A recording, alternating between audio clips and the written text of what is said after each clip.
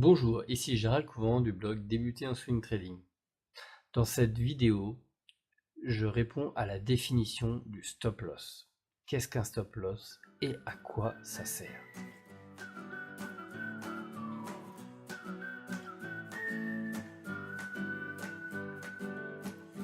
Donc dans cette vidéo, on répond à la question qu'est-ce qu'un stop loss? Le stop loss vous permet, une fois que vous êtes rentré en position sur une action, principalement de vous protéger. C'est-à-dire que si l'action se retourne et que un jour elle fait comme ça et le lendemain, bam, elle se retourne, vous avez positionné une sortie de trade à l'avance. Donc ça vous protège, c'est un stop de protection. Alors, donc vous avez bien compris son intérêt. Si l'action se retourne, évidemment, sécurisez vos pertes.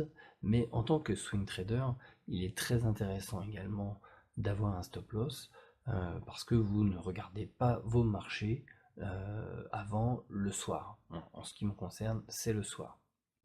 Donc le stop loss vous permet de vaquer à vos occupations pendant que les marchés travaillent pour vous. Et s'ils se retournent, vous sortez de position et vous limitez vos pertes. Je vous rappelle que le but en swing trading, c'est d'obtenir des trades gratuits, et que donc une fois qu'ils sont sécurisés, je dis perte, mais le stop loss va vous faire gagner de l'argent.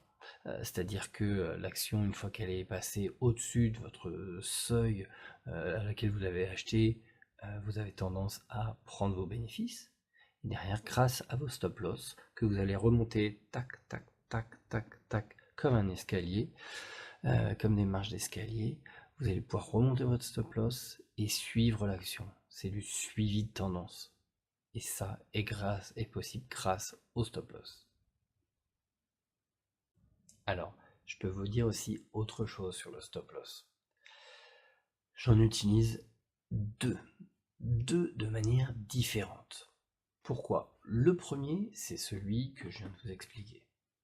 Parce que on passe un stop que j'appelle réel, et si l'action se retourne le jour même, eh ben, on est exécuté à la vente, on prend nos pertes ou alors nos gains en trade gratuit et on passe à autre chose.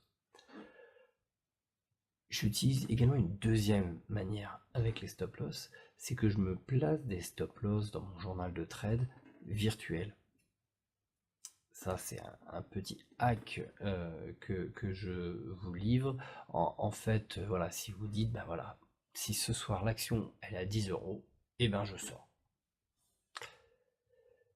C'est différent de si vous avez passé votre stop loss à 10 dans la journée et que l'action a fait comme ça avec une grande mèche basse et vous êtes exécuté. Si le soir elle a fini à 11, et ben vous êtes un petit peu frustré. Et ça m'est arrivé un nombre incalculable de fois. Donc, pas tout le temps, parce qu'il faut faire attention, hein, c'est toujours en fonction de votre money management, vous passez des stop loss virtuels.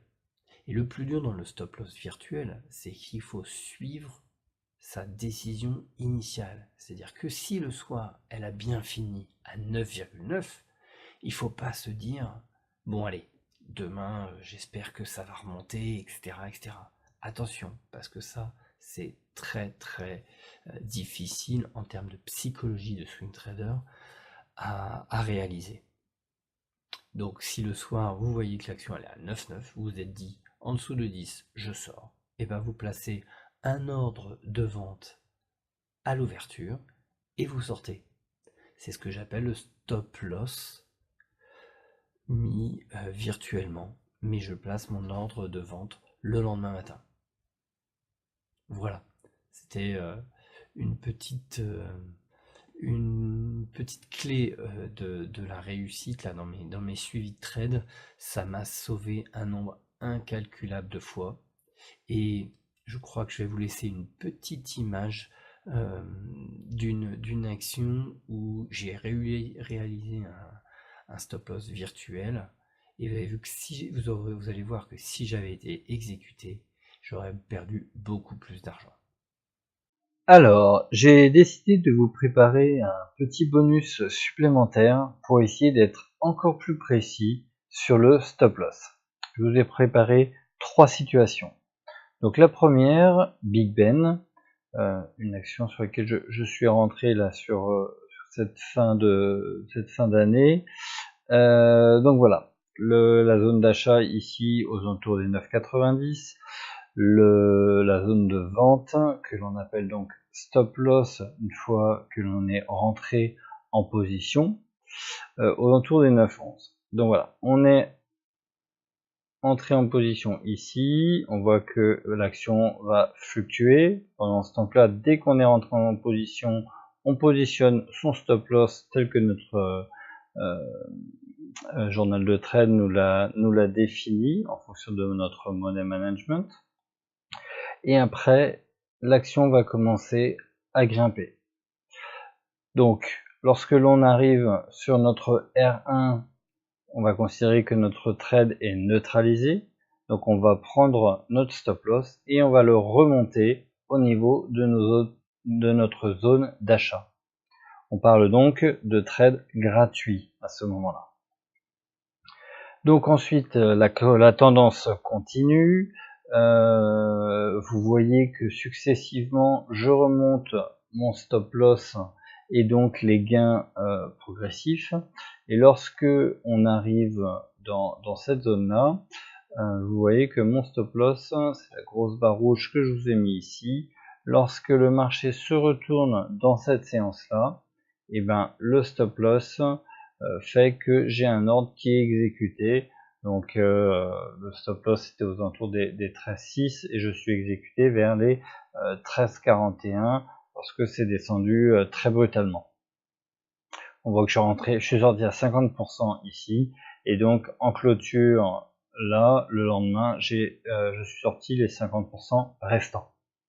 Voilà, là donc on est dans un cas de stop loss de suivi de trade très classique. Dès que l'on est entré en position, dès que c'est neutralisé, on remonte le stop loss et après ainsi de suite on sécurise. Donc par la suite, j'ai deux exemples à vous présenter pour aller un petit peu plus loin sur ce que j'expliquais de stop loss physique ou de stop loss virtuel. Donc on va prendre une des actions où j'ai fait une erreur parce que je n'avais pas placé de stop loss physique. Donc c'est Hamburger Hafen pour ceux qui m'ont suivi dans une de mes vidéos mensuelles. Donc je suis rentré en position ici. La zone d'achat, le breakout a lieu le lendemain, donc ça c'est très bien.